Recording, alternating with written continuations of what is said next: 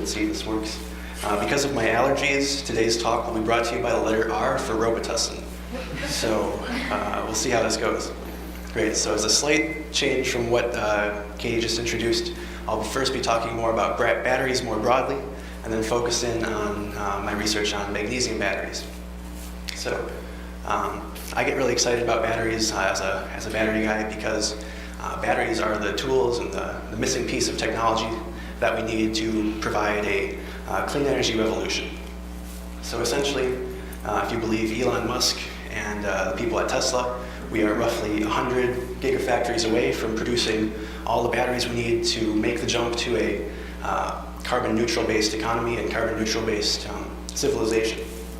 And with all these gigafactories, we produce what they call 18650s. They look like a little bit bigger than your standard AA battery. And with all these batteries that they're shooting out, we'll go into Teslas and the Powerwalls and all the other sorts of inventions that the people at Tesla want to bring out into the world. And that will get us off of gasoline-powered vehicles and coal-fired power plants and similar technologies. But we're not quite there yet, as Samsung demonstrated last year. We do have some technical difficulties that we're going to have to get over if we're going to make the jump from the kind of batteries that go in your phone, the kind of batteries that are going to power an entire electric vehicle. So let's take a step back and talk about what a battery is, just so we're all on the same page here. The battery is composed of an anode, a cathode, and an electrolyte. So the anode and the cathode are where the electrons go back and forth to make sure you're getting electricity, and the electrolyte completes the circuit on the inside using ions that are either positively or negatively charged. So the easiest battery you can think of would be a lemon battery, where you have zinc as anode and copper at the cathode. And I'm forcing you to learn some chemistry or remember some chemistry that you may have had back in the day. Some of the stupid mnemonics are red cat, anox, and oil rig. That tells us that reduction is occurring at the cathode of the battery and oxidation occurs at the anode.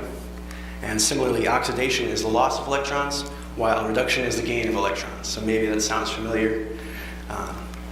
But taking this information, we can derive that if we're losing electrons at the anode, then that means the electrons have to flow from the anode to the cathode.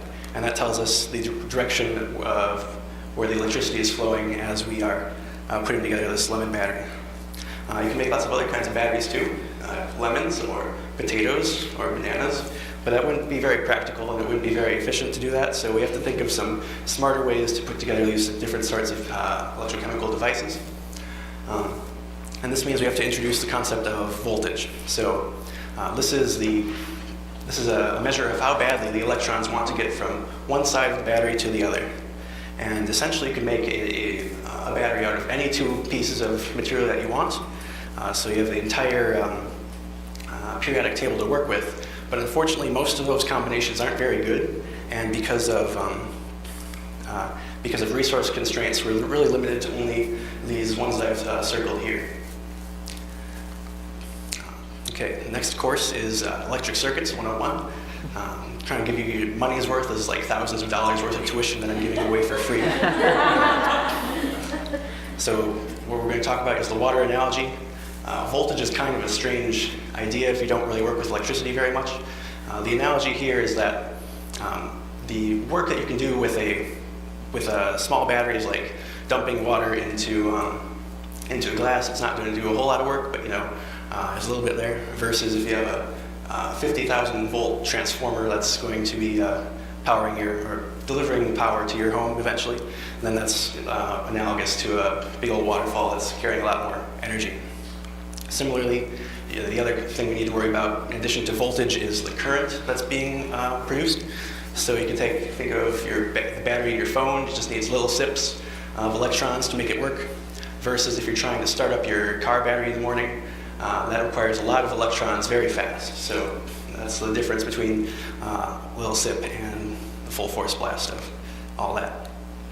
And that's analogous to how your battery operates, where you can distinguish between energy, where you might need a lot of power over the entire day, or you'd like to have it last as long as possible, versus in your lead acid battery in your car. just needs to power a lot of voltage and a lot of current for a very short amount of time.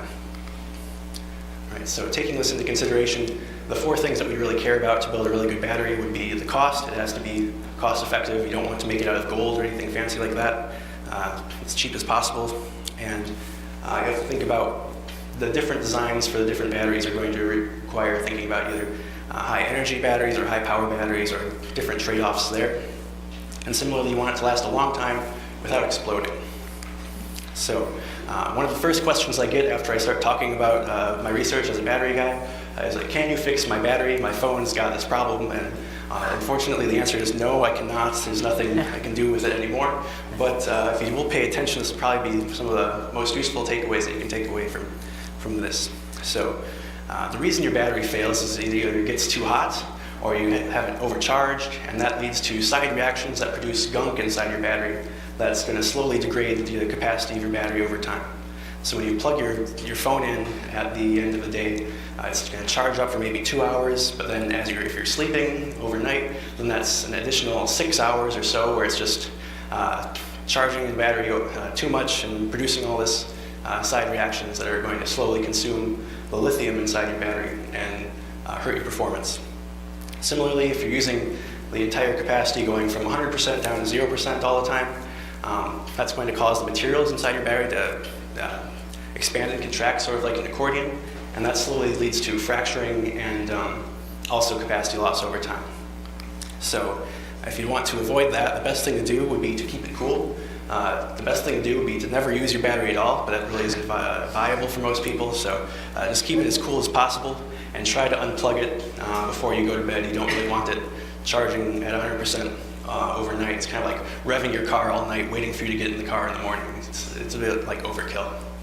And similarly, you'd like to keep it between 80% and 40% would be ideal for your battery. You don't want to be using the entire range because that enhances the degradation even faster. Unfortunately, the people are usually unsatisfied by that, so I have to actually work on some better batteries. As with the DOE and here at the University of Washington, there's a couple different initiatives that are going on for this. JCESR is a consortium of different universities and Department of Energy labs that are working on better battery technology. And similarly, the Clean Energy Institute here at the University of Washington is focused on solar energy, energy storage, batteries, and connecting that to the grid. So if you think of the entire set of possible materials you could put together, there's a lot of different possibilities. And we really have only explored a small space with the lithium-ion battery technology we have right now. So we're really good at making a certain kind of battery, but it's got its limitations when you want to power a vehicle or do fancier things than power your phone. But there are a handful of other things that might work, and we're focusing our energy on these 3 components right now. So as far as the Department of Energy is concerned, there's lithium-sulfur batteries, which would be dirt cheap and have a really high capacity. But they have some degradation problems right now, but it's a promising technology that the Department of Energy is really excited about. And similarly, there's redox flow batteries that would be, that's used for stationary storage. There's one of the first installations of this technology is in Mukilteo, that uses vanadium redox flow batteries, where the basic principle is you build a really big vat of chemicals, and you can charge and discharge those chemicals by pumping it through a different configuration compared to your standard battery. And number 3 in the DOE, but number 1 in my heart, is magnesium batteries, which I will tell you a little bit more about. So what's the point of using a magnesium battery? The basic idea is that you could use magnesium metal as an anode, which is what we can't do with lithium right now. If you put a lithium metal anode into a battery, what ends up happening is you get this formation of, they're called dendrites, they look like little Christmas trees. And essentially what happens is as you charge and discharge these batteries, those dendrites grow and eventually lead to a short circuit, which causes fires and other bad things that we would desperately want to avoid. Magnesium, on the other hand, does not have this problem. So on the left here we have some microscope images of lithium deposition taking place, where it's a lot rougher. It's a bit hard to see because it's a scanning electron microscope, so you don't get fancy colors or anything like that. But the main idea is that on the left we have a lot rougher deposition, which is those structures that can lead to short circuits. And on the right, magnesium deposits in a much smoother fashion that avoids some of those safety issues. So if we could build a battery using magnesium, then there's no short circuits, it's a lot safer, and we have roughly 5 times the capacity in that kind of anode material. But of course, there's a catch. Why don't we have them already? Well, the reason is it's really complicated. So going back to our battery checklist, we have the cost and the safety figured out by using magnesium, but the performance is still subpar. And that's where I'm focused on. The entire point of this research is you throw graduate students at the problem and see what happens. And we've made some slightly interesting discoveries along the way. So, but first things first, the first thing that happened when I started working on magnesium batteries is I read as many papers as I could and put it into a reviewed article. And after I read all those papers, it became obvious to me that I was the only person who had read all those papers. Because, I don't know how familiar you are with the academic literature, but you could look at the performance of these batteries, and you could also look at the credibility of the papers that are published, and you could think of things that are, okay, that's good and I believe it, things that, okay, that's bad and I believe it because that's how magnesium works. There's also things that look like outright fraud, and there's also things where things are worse than I think they need to be. And that's the part I'm going to tell you a little bit more about, where sort of low-hanging fruit, where we don't really expect it. And the reason for that is we have a pretty good understanding of how to do lithium-ion battery research. We take the materials we're interested in studying and we smash them into a coin cell. So they're these small devices that you might find in a watch battery or similar small electronics. And we smash them into this coin cell and we can charge and discharge it a whole bunch of times, and that can tell us something about how the performance of the battery is going to be. But the problem is we've just been rotely copying the lithium protocols and smashing some magnesium stuff in there. But the problem is that magnesium components are aggressively incompatible with each other in ways that are masking the true performance, or so we believe. So essentially you get all this corrosion and bad stuff happening, and people just kind of shrugged and said, I don't know, it's just not going to work, you guys. But the point of my research has been to show, no, it's actually not as bad as you think. We just need to be a little bit more careful. So the last of their free courses is Electrochemistry 101. Electrochemistry is all time, current, and voltage. And those are the 3 parameters we get to play around with. We could control the voltage of the battery and measure the current that comes out of it. Or we could say, I want this number of electrons per unit time to get the set of the current and see how the voltage changes. And instead of using the coin cell configuration that isn't very good and isn't very reliable, we're using some a little bit sketchier but more precise 3-electrode cells. And the advantage of a 3-electrode cell is that we can measure the current between the anode and the cathode, and we can also more accurately measure the voltage between a reference electrode and the cathode, where all the interesting electrochemistry is taking place. And you might say, well, that sounds pretty boring, I don't know if I really care. That would put you in the same boat as a lot of other people in the field. So essentially, a lot of people have been sort of assuming that you can use magnesium metal as a reference electrode and it will behave the way you want it to.